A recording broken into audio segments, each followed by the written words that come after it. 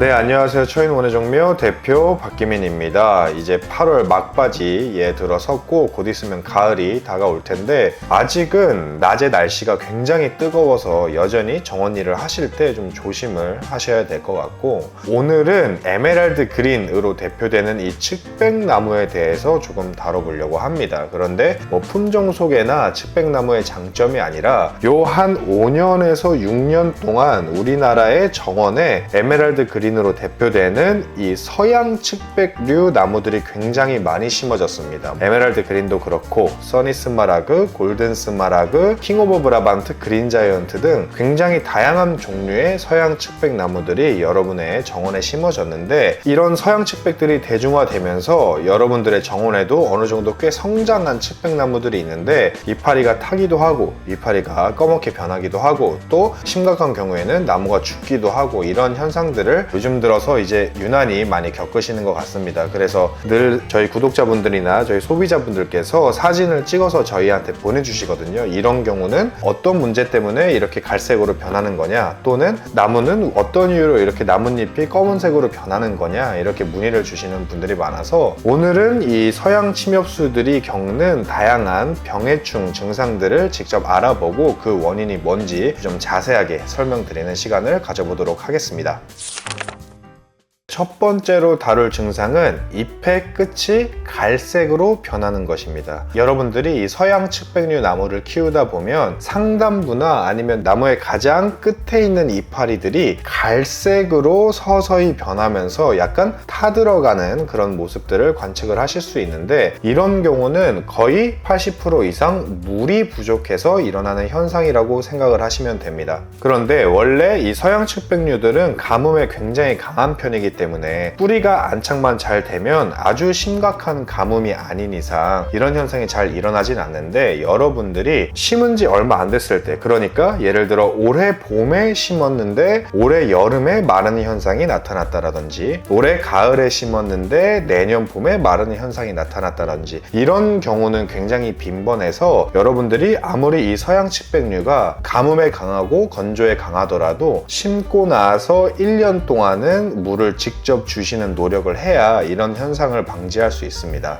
다만 이제 아주 심각하게 이파리가 끝에서부터 많이 타지 않는 이상 이렇게 일부 이파리 끝이 타는 경우는 금방 또 회복이 되니까 너무 걱정은 안 하셔도 될 것 같고요. 요약하자면 심은 지 얼마 안 된 서양 측백류 같은 경우에는 최소 1년 동안은 직접 물을 줘가면서, 그러니까 일주일 동안 이 나무에 한 3리터에서 4리터 사이에 물은 줘야겠다라는 생각을 가지고 한 1년 정도만 관리를 하시면 그 이후에는 이런 현상이 거의 없고, 일어나더라도 또 금방 회복이 되니까 그 부분을 잘 참고해 주시면 되겠습니다. 두 번째 증상은 서양 측백류가 생기 있는 짙은 초록색이 아니라 약간 연한 노란색으로 전체적으로 변하는 현상입니다. 이거는 특히 여러분들이 굉장히 많이 겪으시고 또 많이 물어보시기도 하는데, 서양 측백류가 멀리서 봤을 때 초록색이 아니라 전체적으로 좀 연한 노란색을 띠는 이유는 거의 영양소 결핍으로 보시면 됩니다. 이거 역시 심은 지 얼마 안 됐을 때, 그러니까 이식해서 새로운 자리로 옮긴 지 얼마 안 됐을 때 나타나는 가장 대표적인 현상이라고 보시면 되고요. 만약 여러분이 이식을 한 다음에 비료를 줬더라도 이 나무가 황색으로 변한다면 더 비료를 주실 생각을 해두시는 게 좋습니다. 이 비료를 줄 때는 제 영상에서 여러 번 다뤘지만 비료에는 이제 NPK라고 해서 질소, 인산, 칼리의 성분이 모든 비료마다 각각 성분이 표시가 되어 있는데, 만약 빠른 성장을 도모하기 위해서 질소가 높은 비료를 줘버리게 되면 오히려 응애벌레들이 많이 끼는 그런 주요 원인이 되기도 하니까 가능하면 NPK, 질소, 인산, 칼리의 비율이 균일한 것으로 주시면 이렇게 나무가 생기를 잃고 약간 노란색으로 변하는 그런 현상을 막을 수 있다, 또는 회복시킬 수 있다라고 생각을 하시면 됩니다. 다만 이 서양 측백류 같은 경우는 차가운 바람을 많이 맞게 되면 나무가 전체적으로 황색을 띠게 되는데, 이 경우는 영양분이 부족한 게 아니라 그냥 겨울에 들어서면서 바람을 많이 맞으면서 그렇게 변하는 거고, 다시 날씨가 날씨가 따뜻해지면 컬러감을 회복을 하기 때문에 이 두 가지를 혼동을 하시면 안 됩니다. 왜냐하면 가을에 무리하게 비료를 주면 겨울에 동해를 입는 경우가 상당히 빈번하기 때문에 여러분들이 봄이나 여름에 이 나무의 컬러가 약간 노란색으로 변하는 건 비료로서 회복을 시킬 수 있지만, 가을에는 오히려 비료를 잘못 주게 되면, 너무 시기를 늦게 주게 되면 동해의 원인이 될 수도 있으니까 가을에는 좀 자제를 하고 봄이나 여름에는 비료로서 회복을 시킨다 라고 이해를 해주시면 되겠습니다. 다음 세 번째 증상은 침엽수의 줄기나 이파리가 전체적으로 불에 그슬린 것처럼, 재가 앉은 것처럼 아주 까맣게 변하는 것입니다. 그러니까 앞서 설명드렸던 노랗게 변하는 것, 그리고 갈색으로 변하는 것과 다르게 아예 짙은 검은색으로 이파리가 변하는 것들, 이런 경우는 가장 큰 원인이 바로 깍지벌레가 큰 원인이 됩니다. 이 깍지벌레 같은 경우는 육안으로도 자세히 보면 관찰할 수 있을 정도로 아주 작은 갈색 혹처럼 생긴 벌레인데, 이 벌레가 이제 이 나무에 기생을 하면서 배설물들을 생성하게 되고, 이 배설물들은 나무의 생명에, 나무의 근간에 치명적인 위협을 끼치지는 않지만, 지금 사진에서 나오는 이런 방식으로 완전히 이파리가 새까맣게 재가 앉은 것처럼 변하기 때문에 미관상으로 굉장히 보기 싫을 수 있거든요. 그래서 이런 경우에는 이제 농약방에 가셔서 깍지벌레에 대한 살충제를 구매를 하시거나, 아니면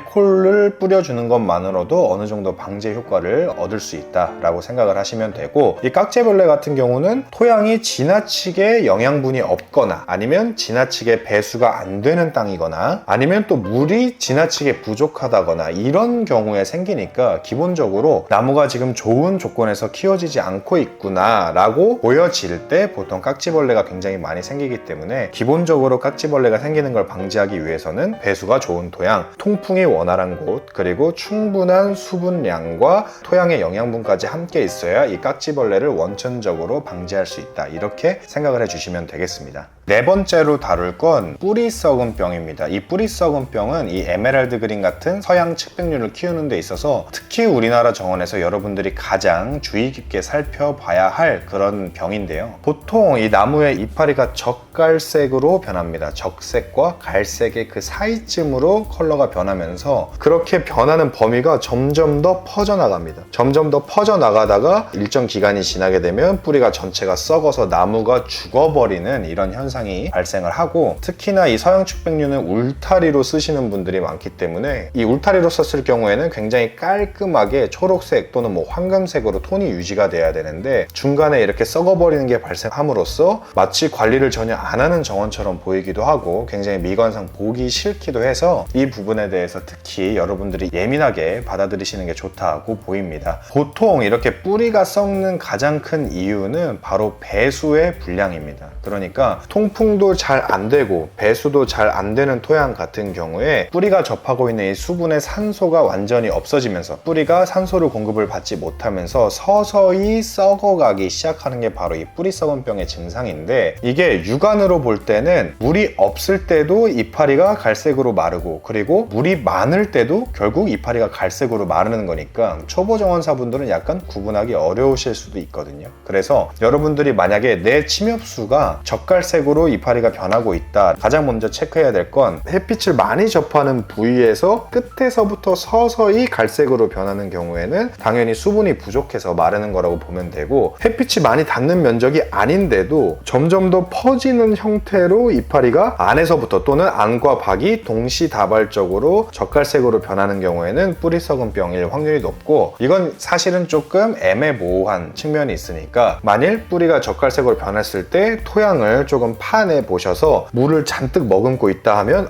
뿌리가 썩고 있는 거구나 라고 판단을 하셔야 되고, 완전히 바싹 말라 있다면 물이 부족하구나 라고 판단을 하시면 됩니다. 그런데 대부분 우리나라에서는 이 뿌리 썩은 병을 한 번도 안 겪은 분이 없을 정도로 빈번하게 일어납니다. 왜냐하면 여름이 굉장히 덥고 습한데 배수가 잘 안 되는 토양에 심어진 경우가 굉장히 많아서, 사실은 토양 조건을 바꾸지 않는 이상 굉장히 극복하기 어려운 문제이기도 하니까 이 부분 같은 경우에는 애초에 심을 때부터 배수가 잘 되는 토양에 심으려고 해야 되고, 혹여나 어쩔 수 없이 심었다라고 하면 이렇게 적갈색으로 말랐을 때 육안으로 보기에 말라 보이니까 물을 더 주면 뿌리가 썩는 걸 더 격려하는 꼴이 되기 때문에 반드시 토양의 배수 상태를 확인하셔서 물 주기를 조절을 하시는 게 가장 중요하다고 생각하시면 되겠습니다. 그 다음으로 다룰 건 이제 궤양병입니다. 만약에 여러분들의 나무에 이파리가 아니라 나무 줄기에 만약에 상처 부위처럼 벌어져서 그 부위가 점점 더 껍질을 뚫고 퍼져나간다거나 또는 약간 상처 같은 느낌이 보이면서 그곳으로 수액이 흐르는 경우, 이런 경우가 궤양병의 가장 대표적인 증상이라고 보면 되는데, 이거는 외부 충격 등으로 인해서 생긴 손상에 병원균이 침투해서 생기는 경우도 빈번하고, 이렇기 때문에 사실은 원인을 명확하게 알기가 어렵고, 또 이런 병이 발병되었을 때 이걸 회복하는 것도 사실은 거의 불가능하다라고 보시면 됩니다. 그래서 제일 핵심은 바로 그런 부위가 발생한 그 지점을 제거를 해주셔야 나무 전체로 이 궤양병이 퍼지는 걸 막아줄 수 있다라고 보셔야 되고요. 만약에 본 줄기에 그런 궤양병이 형성됐을 경우에는 아쉽지만 그 나무를 빨리 캐서 제거를 해주시는 게 가장 좋다라고 보입니다. 여러분들이 나무를 볼 때 기형적인 형태로 줄기에 혹처럼 나와 있다거나 아니면 껍질이 터져서 상처가 벌어지는 것처럼 보인다거나 또는 나무가 전체적으로 수액이 갈색처럼 보이는 수액이 피처럼 흘러내리는 걸 보시게 된다면 이건 궤양병일 확률이 높으니까 본 줄기가 아니라 곁가지에 그런 현상이 있다면 빨리 본 줄기로 퍼지지 않도록 제거를 해주셔야 되고, 본 줄기에 있을 경우는 아쉽게도 회복하기가 굉장히 어렵기 때문에 서둘러 제거를 해주셔서 정원의 미관을 해치지 않도록 하시는 게 가장 좋다라고 보시면 되겠습니다.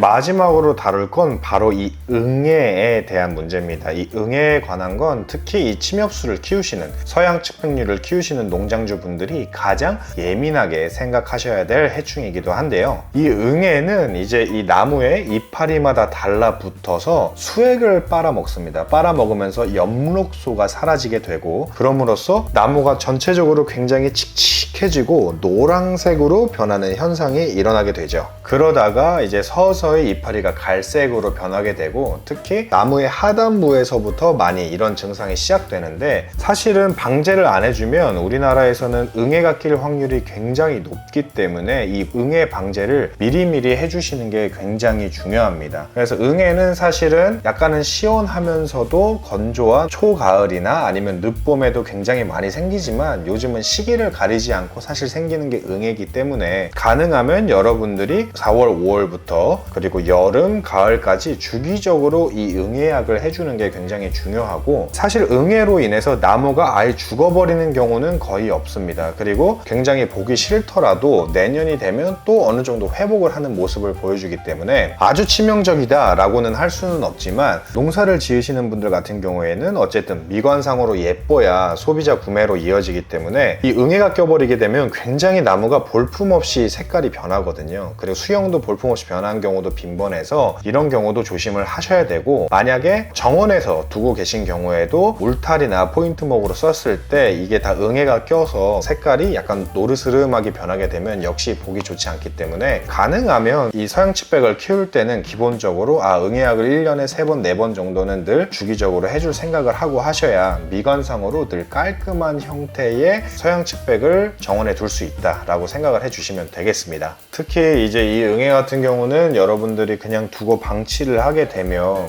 보름만 있어도 수천 마리씩 더 생성이 되기 때문에 이게 초반에 잡아두지 않으면 갈수록 힘들어지니까 여러분들이 조금 번거로우시더라도 미리미리 이 응애를 대비한다 라고 보시면, 그렇게 접근을 하면 굉장히 좋을 것 같습니다. 네, 이렇게 해서 서양측백류에서 많이 일어나는 병해충 증상에 대해 알아봤습니다. 서양측백류가 한때는 굉장히 비싸고 구매하기 힘든 그런 수종으로 취급이 되었다가 이제는 생산도 많이 되고 대중화도 많이 되면서 정원에 서양측백류가 없는 정원이 없을 정도로 우리나라 정원에도 굉장히 깊숙하게 배어들인 그런 수종이라고 보시면 될 텐데, 이게 어쨌든 서양측백을 선택을 하는 이유가 단정한 수영에 사계절 청량한 초록색 또는 황금색의 컬러감을 느끼고 싶어서 심는 건데, 앞서 말씀드린 이런 병해충 증상들이 그러한 분위기를 연출을 하는데 굉장히 큰 방해 요소가 되기 때문에 제가 앞에 설명드린 것들을 잘 들으셔서 내 정원의 침엽수가 어떤 문제에 도달을 했을 때 이런 현상은 이것에서 원인이 되는구나 라는 걸 알고 빨리 대처를 해주시는 게 가장 좋은 방법으로 보입니다. 이상으로 영상 마치겠습니다. 고맙습니다.